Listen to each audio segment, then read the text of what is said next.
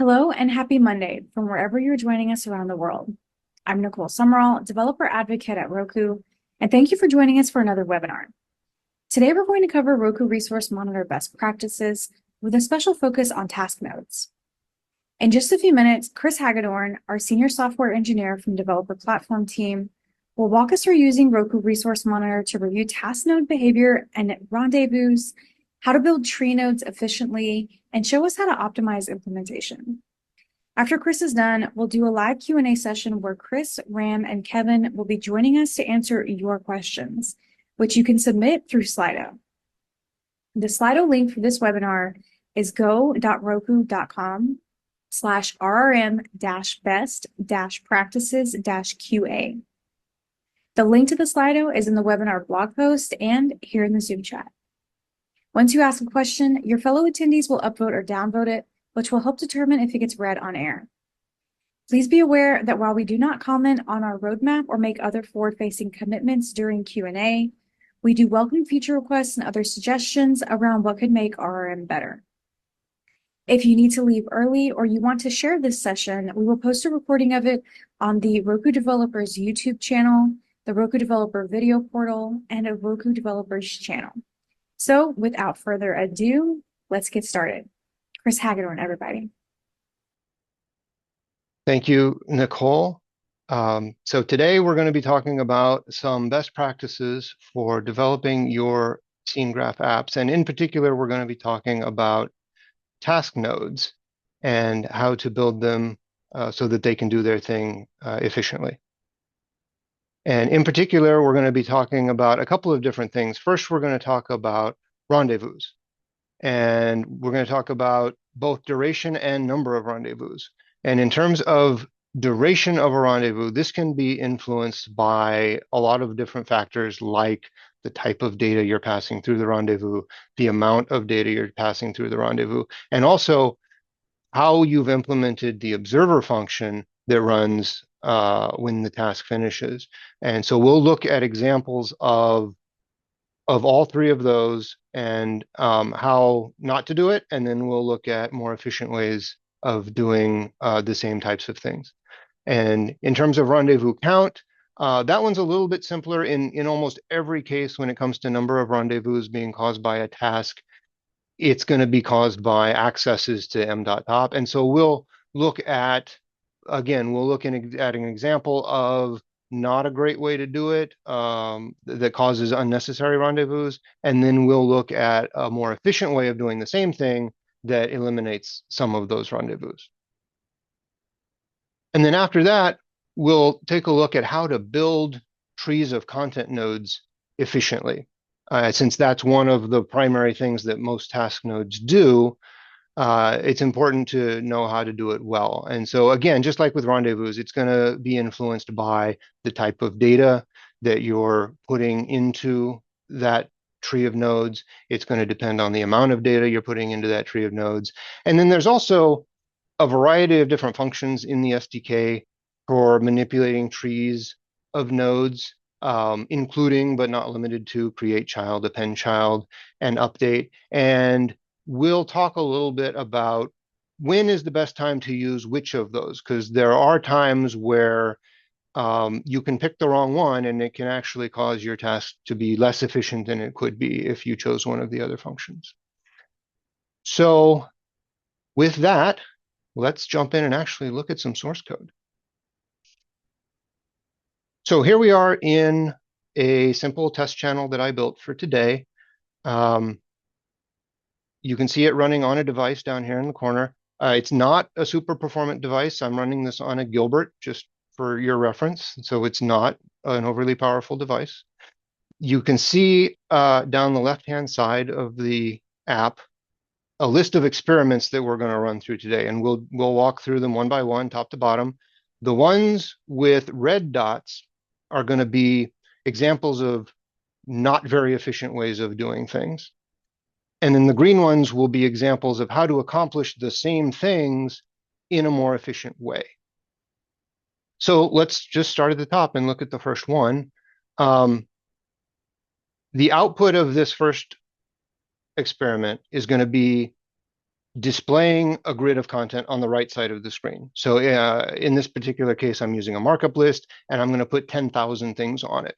That's probably more than you would usually use. Most real-world grids probably don't have 10,000 things on them, but for demonstration purposes, I picked that number. So let's look at the source code first, and then we'll run the example. So if I come over here, this is the task function that's going to run for this example.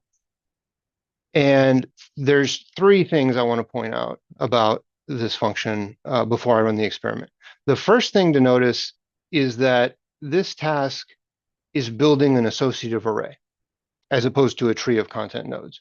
So the task will build an associative array of the 10,000 things I want to put in my markup list. And then that associative array is going to get passed back to the render thread through a rendezvous. The second thing to notice is this line here, where I'm just sticking a bunch of extra JSON onto every one of these 10,000 nodes. And the reason for that, and you'll see this pattern sort of repeated throughout all these experiments, the red dot experiments, the inefficient experiments, are all based on things we've seen real world apps doing. And so a pattern that we've seen in multiple production apps is that they will make an API call, and then they'll take the response from that API call, parse it into a JSON structure, and then just slap that JSON structure onto multiple different things within their result structure. And it's not always 100% clear to us why that's being done. Our best guess is that there are bits and pieces of data within that structure that are being used elsewhere in the app. But this is not really the best way to accomplish that, and we'll talk about why in a minute. But just to demonstrate that, I'm sticking this big JSON structure onto every node. The third thing I want to show you about this experiment before I run it is actually over here in the observer function. So this is the observer function for this experiment. So when that task finishes, there will be a rendezvous, and when that rendezvous fires, this observer task will run. And the thing I want you to notice here is this line of code, where the observer function has to take that associative array that was built by the task and convert it into a tree of content nodes in order to display it in the markup list. And we'll talk a little bit in a minute about why that's also not a very efficient thing to do. Okay, so let's run this experiment and take a look at what happens. I'm going to switch over to Resource Monitor. I already have Resource Monitor set up. I've disabled all the graphs except for rendezvous and CPU, and I'm using a 1 second polling period. So I'm going to start a new session. And I'm going to run this first experiment. Okay, so there's our markup list with 10,000 things on it. So I'm going to go ahead and stop the session now, and we'll take a look at this data. So there was one rendezvous during that experiment, which is correct. That's the expected number of rendezvous. We have to have one rendezvous to get the data out of the task and into the render thread. But the bad thing here is that one rendezvous took just over a second to run. That's a very long rendezvous. So you obviously want rendezvous to be as short as possible. And there's no hard number for what's too long, and it will depend on the device you're running on. But as a general rule, whenever I see a rendezvous that takes more than about 100 milliseconds, I start to think about how that could be improved. So here we are at just over 1 second. So there should be a lot of improvement we can make in this rendezvous. So let's move over to our second experiment and see if we can make that any better. So again, let's look at the source code first. So this is the task function for our second experiment. And we've corrected the three things we talked about. So the first thing to notice here is that this task, instead of building an associative array like the first one did, This task is building a tree of content nodes. And the reason that's better is that when you pass a node-based structure through a rendezvous, it's passed by reference. But when you pass an associative array through a rendezvous, it gets copied. Um, and that goes not only for like the root structure, like in these examples, I'm using the root structure as a node versus an associative array. But even if you had a tree of content nodes, if there were any associative arrays anywhere within that tree of nodes, those associative arrays would also be passed by copy, which is less efficient than passing by reference. So the best practice here is never put an associative array anywhere within a structure that's going to be passed through a rendezvous. The second thing to notice here is that I've removed that line where I was tacking a bunch of extra JSON onto every node. And so that minimizes the amount of data that we're going to end up passing through the rendezvous. And that's best practice also. The idea is you should only put enough data in your tree of content nodes in order to render the component that you're going to display them in. In this case, it's our markup list, and I've just picked 5 random metadata fields to populate. But best practice would be only put data into your tree of content nodes that is required to display that content to the user.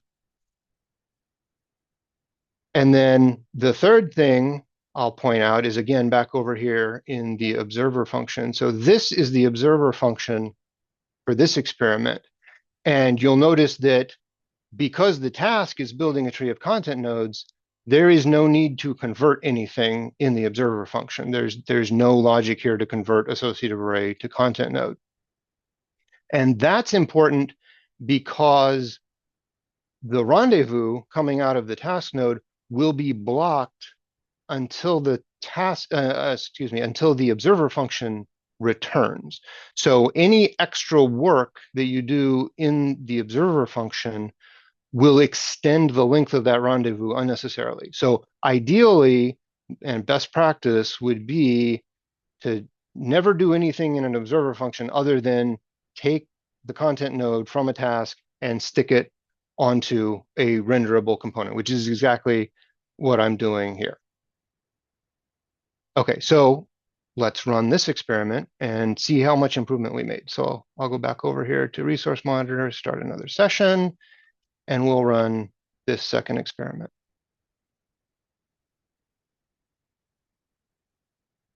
Okay, there's our markup list of 10,000 things. So I'll stop the session. And again, we see one rendezvous, which is expected, but this time the rendezvous is only 79 milliseconds long. So by making those 3 improvements, we knocked over 900 milliseconds off of that one rendezvous. And that adds up real quickly, right? This is a very simple test channel. In a real world channel where you've got dozens or even hundreds of rendezvous going on, that kind of improvement can make a real difference. Okay, so let's take a look now at the number of rendezvous that can be caused by a task node. So we'll move on to our next experiment, and let's look at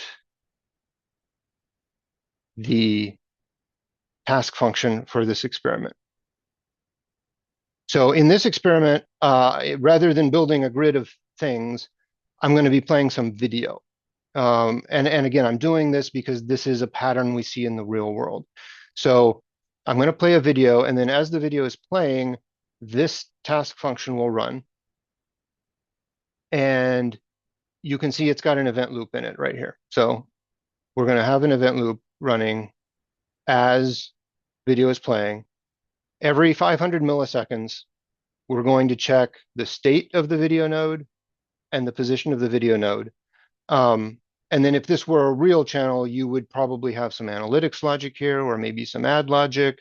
So keep, that's the kind of the pattern we see in the real world is that this is typically something that happens around ads and analytics. Right, so it's a pretty simple, straightforward, very common pattern. So let's run this and see what we see in Resource Monitor. So I'll start a new session and I'll run the experiment.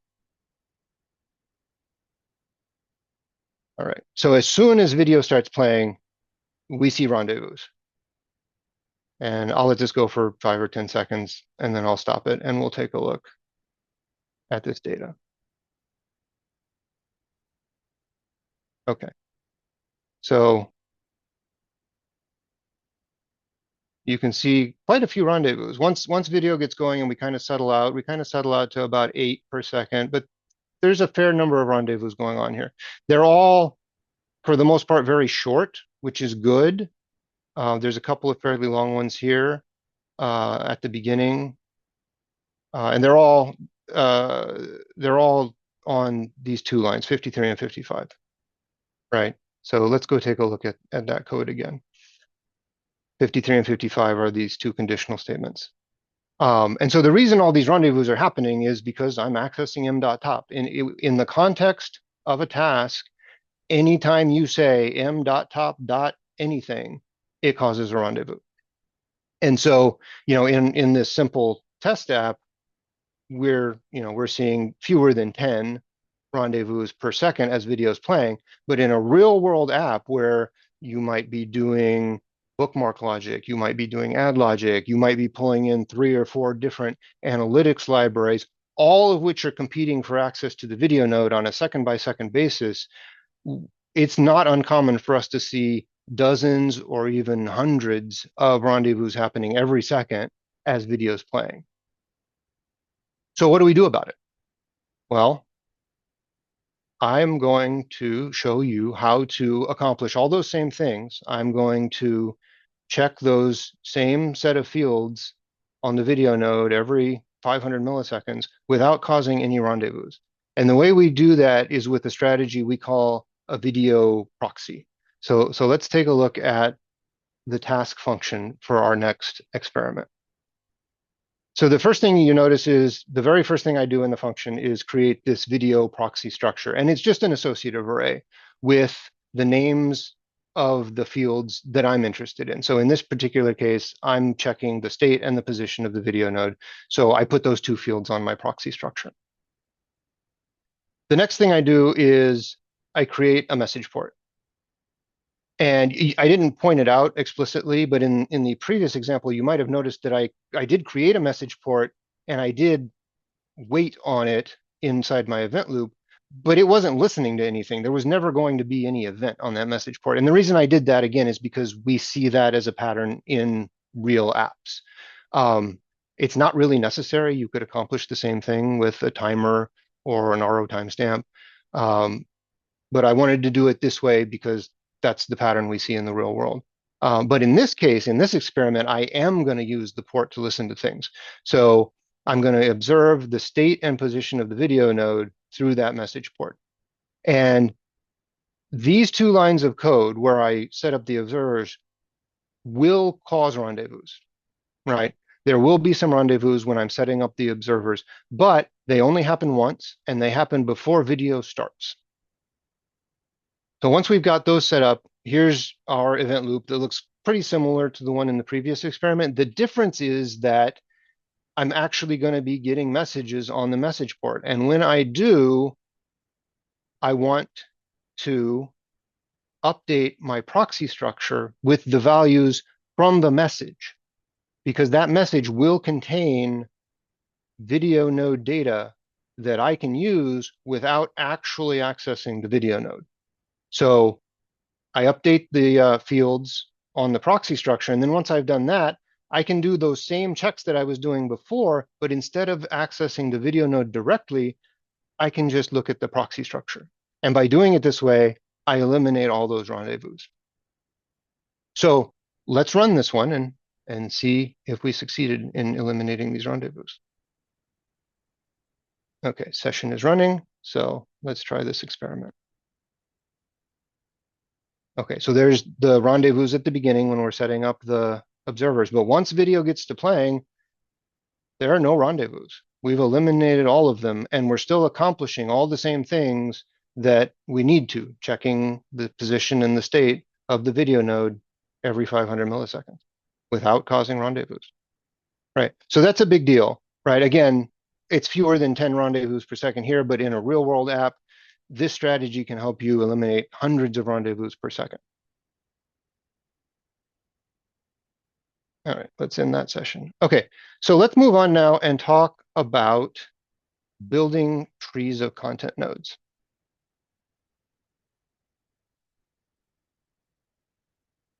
All right. So in all of these examples, we're going back to the grid model, and I'll be populating a markup list with 10,000 items. So the first function we want to look at for doing that is create child. Right. So create child works like this. This is the line of code. So create child, you tell it what kind of node you want to create, and it will create a child on the node you're calling it on of that type, and then return the created child to you. So in this case, I'm calling that item. And then also in all of these experiments, I'm populating the same 5 metadata fields as I did before. So that's all consistent through all these experiments, is that at 10,000 nodes, 5 metadata fields. So this looks pretty straightforward. Looks like it should work well.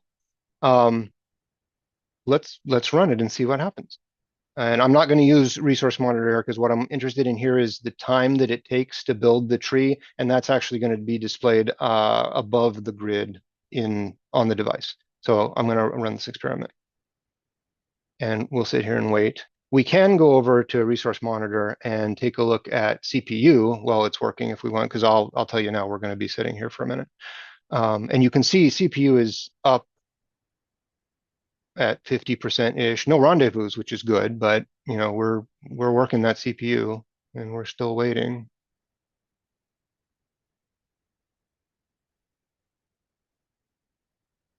And waiting. And there it is. Okay, we have our rendered grid. We have the one rendezvous from passing it back to the render thread. And it took almost 33 seconds to do that. So that's not great. I know it's 10,000 things, but trust me, that's not great. So why is that? Well, we find that create child is just not the right choice when you need to modify the created child.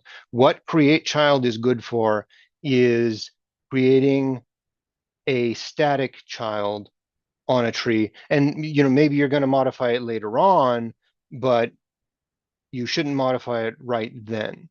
And so it's not, because I need to set these 5 metadata fields, not a great choice.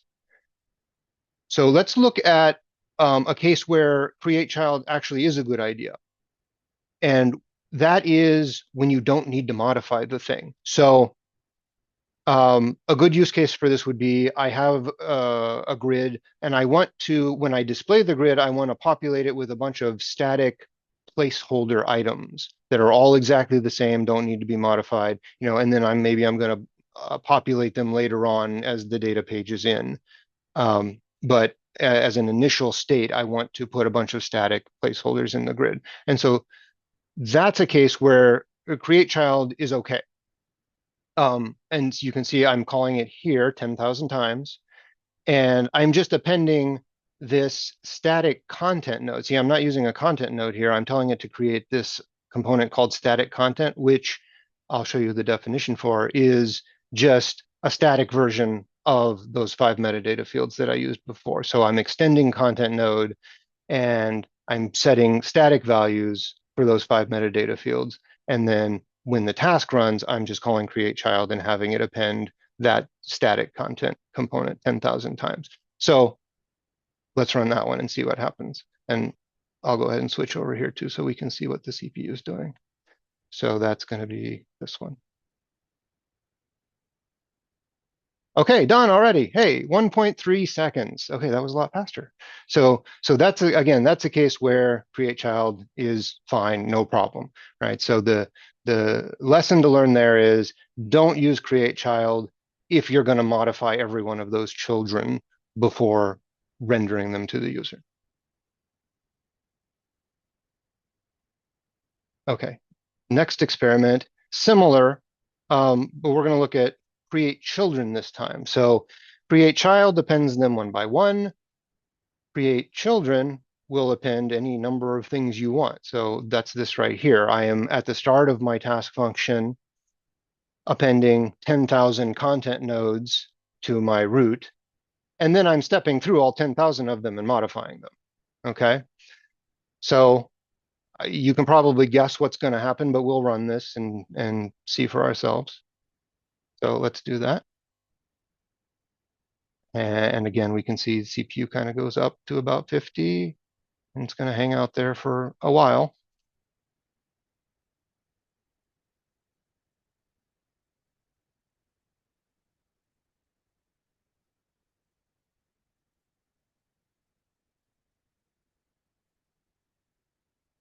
Okay, we should be getting close.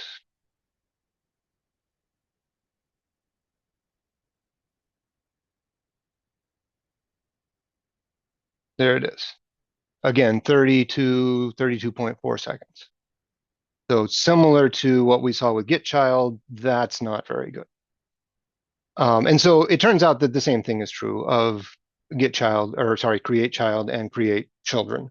And so here again, the correct time to use create children is when you just want to do some static stuff. So I'm going to do that here in the next experiment, and just it'll be the same as what we saw with create child, but let's run it and just see. Here's create children with that static component. Boom, 1.1, 1.2 seconds compared to 32 seconds. So same lesson to learn there. Don't use create child or create children if you need to modify those resulting children. Okay, let's take a look at append child.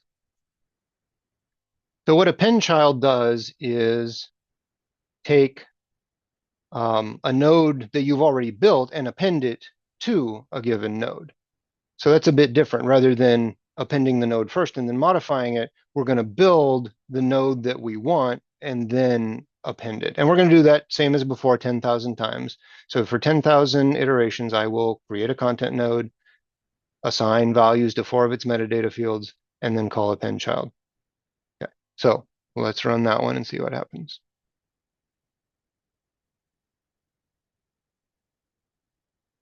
Oh, that was fast, 1.3 seconds. So that's good, but could it be better? Let's take a look. That was append child. So the next function we'll look at is append children. And append children happens at the end here. So instead of appending the children one by one as I'm building them, I'm accumulating the children in an array right here. 10,000 times through the loop, I'm pushing content nodes onto this just standard array. And then at the end, I pass that array to append children to actually build the tree of nodes. So let's see what that one does.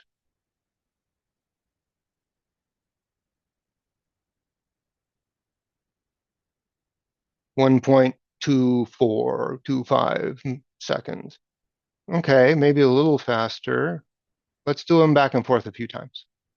So create child 1.3, create children 1.25,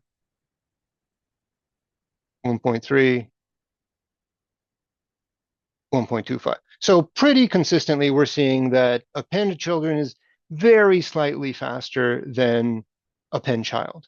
And this is over 10,000 items. So the number of items doesn't seem to have a huge impact on that difference. What could have an impact, though, is the amount of stuff in those nodes. So remember, in this test, I'm just putting 5 metadata fields on each node. If your nodes were bigger or more complex, you might see a larger difference between append child or append children. Your mileage may vary. They're very close, but in this test, append children seems to be very slightly better. Okay. And then lastly, let's look at update.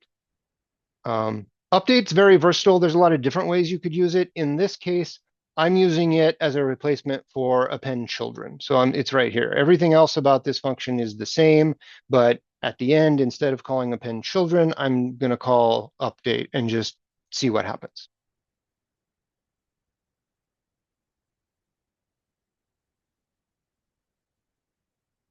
Okay, 1.28 seconds. Let's go back and forth again a few times. 1.25, 1.26,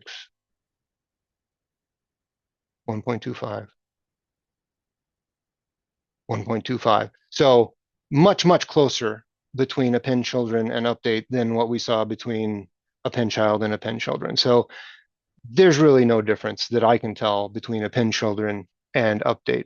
And so, you know, whichever one you like better. It becomes a stylistic choice at that point. I personally like update, but if you want to use append children, that's fine. They are basically the same. So there you have it.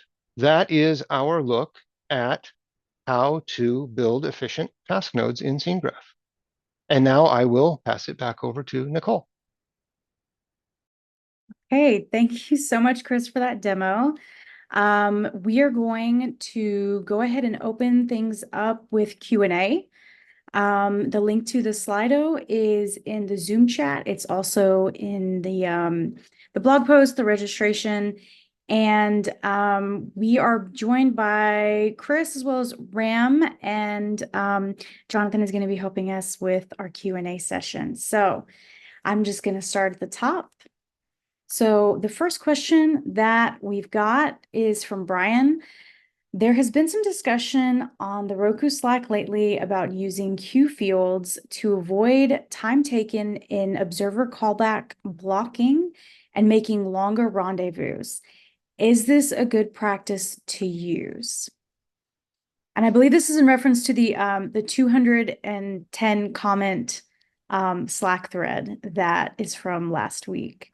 I'm not sure how many people on the call got a chance to see that one, but I have not read that, but I think the answer to the question is it really depends on your particular case. I am a little, I'm not sure how it relates to time taken in an observer callback. So the observer is kind of not really related to the length of the rendezvous. It can cause the rendezvous to be longer. So if you have an observer that's doing extra stuff, it will extend the rendezvous regardless. The What queue fields can do is basically bunch rendezvous into a single one. So if you have 100 rendezvous that are each taking 1 millisecond and you use queue fields, you'll have one rendezvous that should be roughly as the same, I would think, as all of those combined. It might be a little bit shorter.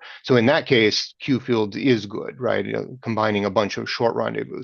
But if you have, say, 5 rendezvous, each of which is taking a second, and you combine those with queue fields, you're still going to end up with a really long rendezvous. So the better strategy there is to see how you can optimize the individual rendezvous rather than just bunching them together, because you're going to end up with a really, really long rendezvous at the end.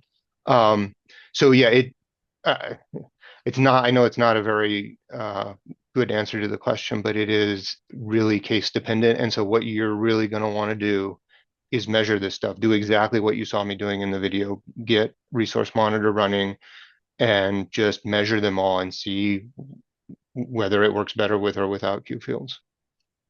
Chris, the other thing, did you want to just address the long callback times and how we can reduce that, like a proxy model or whatever else, to keep the callback process, the observer callback processing light? Yeah, so that again, same, like it's going to depend what you're doing in your observer function. So the observer function we looked at a minute ago during the presentation was converting a bunch of associative arrays into a tree of content nodes. So that's one example of something you should do in the task rather than in the observer function. And that's generally true. So if you ever have a observer function that is doing things other than just taking a content node from a task and sticking it onto a renderable component, that's an opportunity for optimization, right? The shorter you can get that observer function, the faster that rendezvous is going to end up being. Okay. All right. So let's jump into our next question. Also from Brian. Is using info fields more efficient than having multiple observers for each field? I am not sure. I can check. Okay. Neither am I. Yeah. All right. Is create children better than create child in a loop? Um, it's kind of like append children and update. To me, it's a stylistic thing. I would say yes. I would use create children just because the code is more compact and easier to read. But I think performance-wise, probably they're about the same. Okay. All right. Why is append children faster than create child? With create child, is the node no longer owned by the task thread, and so setting the fields is slower? Um, so no, it's not about who owns the node.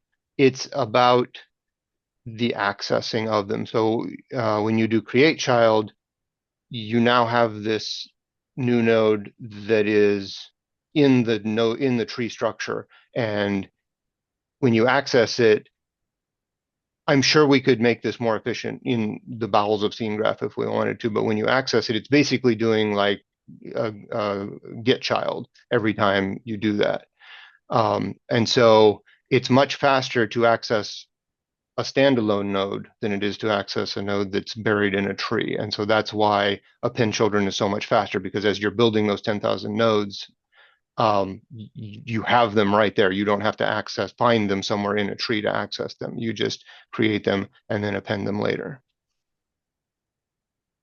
Okay. All right. So I went ahead, I put the link to the Q&A in the Zoom chat so we can get some more questions lined up.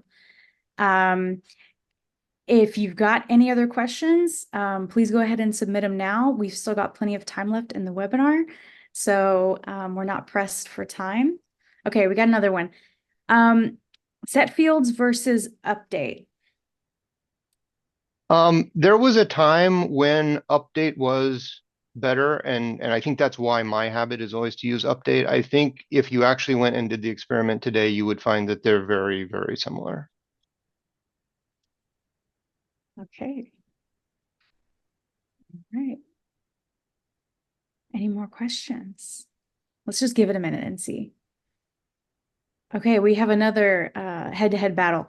Add fields versus update true. I have not measured that one myself. I suspect that the answer is the same, that it used to be that update was better, and we have since improved add fields so that they're close to the same. And the reason for that, I'll just a little bit of scene graph history. When we first did update, it was specifically because add fields and set fields were slow. And the reason for that was that if you did add fields, depending on the number of fields you were adding or setting, everyone would get a rendezvous. If you did set fields with 5 fields, it would cost five rendezvous. So we did update, and update could do the same thing with a single rendezvous. But that difference doesn't exist anymore. Nowadays, add fields and set fields have been improved to where they should be almost as fast, if not as fast as update. Okay. All right. We've still got a little bit more time if anyone wants to squeeze in a couple more questions. Okay. Usual for loop with get child versus for each loop with get children. That's another one I haven't tried. I'm guessing that get children would be slightly faster. But it would again probably depend on like the number of nodes and the number of pages, how many of them you were doing at a time with get children. If you just did all 10,000 with get children, I suspect you would see a little bit of an improvement. But it's still not going to be nearly as fast as using append child or append children. Okay. All right. We've still got more time if anyone wants to ask a question. And this might be a good opportunity to plug our next webinar. Oh, Jonathan's just joined. Jonathan's going to plug our next webinar. Yeah. I believe he's going to be hosting this one. So next month, probably, well, we haven't set the date yet, probably towards the middle of the month. We're going to move out of the world of memory management and back to Roku Pay. We're going to talk about enhanced subscription recovery. We're going to talk about how to implement it, how to do testing, how to enable the feature for yourself in the developer dashboard. By the way, there's stuff coming this week, so stay tuned to the Roku developer blog for some exciting stuff around subscription recovery. So we're going to go through all that, and the reason why it's kind of important, it's important for two things. One, using enhanced subscription recovery is a great way to reduce passive churn and maximize your revenue for your subscriptions and one-time purchases. Sorry, for your subscriptions. Secondly, as you may all be aware, enhanced subscription recovery is becoming a certification requirement starting October 1st this year. So regardless of your streaming hours threshold, so everyone is going to be required to implement this if you have a Roku Pay implementation. So anyway, stay tuned for the Roku developers blog, Roku developer Slack. We'll have the date posted within about a week or so. And that is the shameless plug for our next webinar. All right, so let's see if we have any more questions. If we don't, we can wrap up and we can end a little bit early. But if you've got some more questions you want to squeeze in, we've still got time. Okay, so Daniela submitted a question. To sum up, could you mention again 3 action items to review in our projects after this meeting? So I guess maybe like, what are the 3 key takeaways for task node optimization?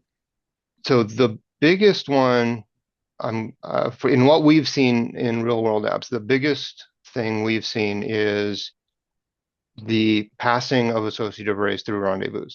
So that would be my number one. Make sure that you're never passing associative arrays through rendezvous, and just kind of along with that, that you're not sticking any extra data onto the nodes in your trees of content nodes.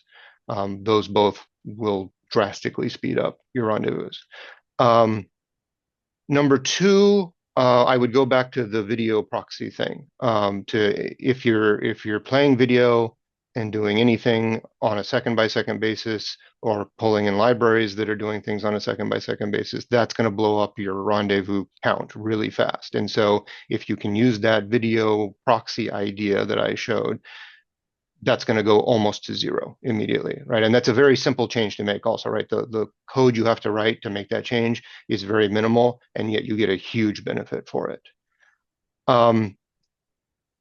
Number 3, I don't know, Ram, you want to pick something for number 3? M.top. M.top, yeah, don't access M.top. Yeah. I like actually, number 2 as well. Okay. Yeah, I can give another bit of scene graph history there. So on the M.top thing, the way task nodes are unique. And so this stuff is only true for task nodes. If you have any other type of component, this is not true. In a task node, the component part of a task node where you set it up and you have the init function, that all works like a regular scene graph component. But the task functions themselves don't. They get their own dedicated Bright script context when they run.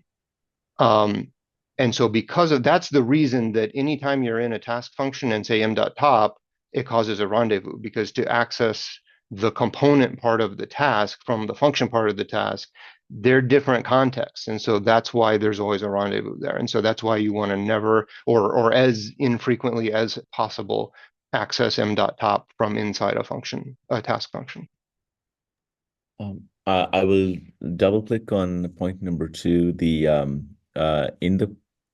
When you're handling your video node, many partners have been surprised at the number of rendezvous, because all you see is your code. You don't understand in the background that there's analytics code or ads code that is also accessing the same node. So turn on Roku Resource Monitor, look at the rendezvous graph, and if you're seeing a large number of rendezvous when you're processing your video, you'll see it every second or two. You'll see that analytics or ad beacon gets fired, and you'll see a rendezvous node being triggered on the graph. It's a good time to also talk to your library vendors and say, hey, can you reduce the rendezvous that we're also talking to them directly? But this is where hearing from you direct, know that it may not be your code, it may be library that you're using, but this is where you need to be aware of it, because the CPU impact is significant, and this will allow you to do other features that are coming down the pike, like picture in picture or whatever else you want to do, or tickers or whatever else that really enhances the viewing experience for your viewer. That CPU utilization is the less you can use for your primary video streaming, the more bandwidth you have for additional processing. So this stuff can be very huge in making the playback smooth, and it's a lot of other little tricks that you can do that really jazz up how your app presents itself to the end user. So yeah, pay attention to the libraries that you're using. That'll be really helpful for you. Okay, and we had a question that was submitted through the Roku developers Slack, and so I put it in the Zoom comments just so we can all read it. But I'm gonna go ahead and read it out loud. So, question for the webinar: what info field What info fields us in observer field is great for returning consistent snapshot of the state of an object at the time of event. This proved critical when handling state of complex object like video. For example, when using a message queue to handle events, there may be delays in processing since it is asynchronous, doing which has other advantages. And when processing events, one finds oneself tempted to check this field or that field on the video node. However, doing that is a no-no, since the field value may have already changed since the time of the event being processed. For example, the video may have stopped playing.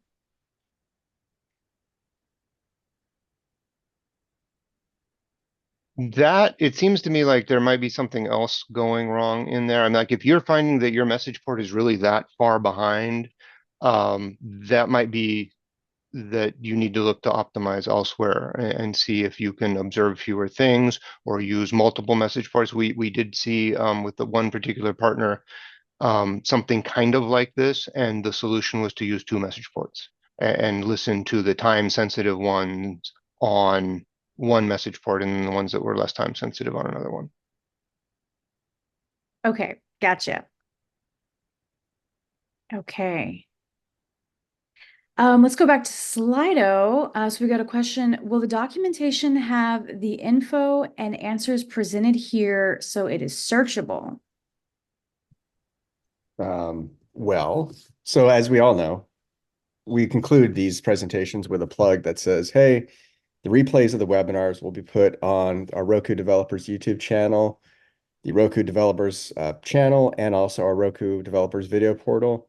And that will be true. So you can watch this again and see all the questions that were asked in Slido. Will they be in the documentation? If there's something that's missing from the documentation or something that we feel could enhance the documentation, we'll add it, but not necessarily where you're going to see the questions broken down and searchable.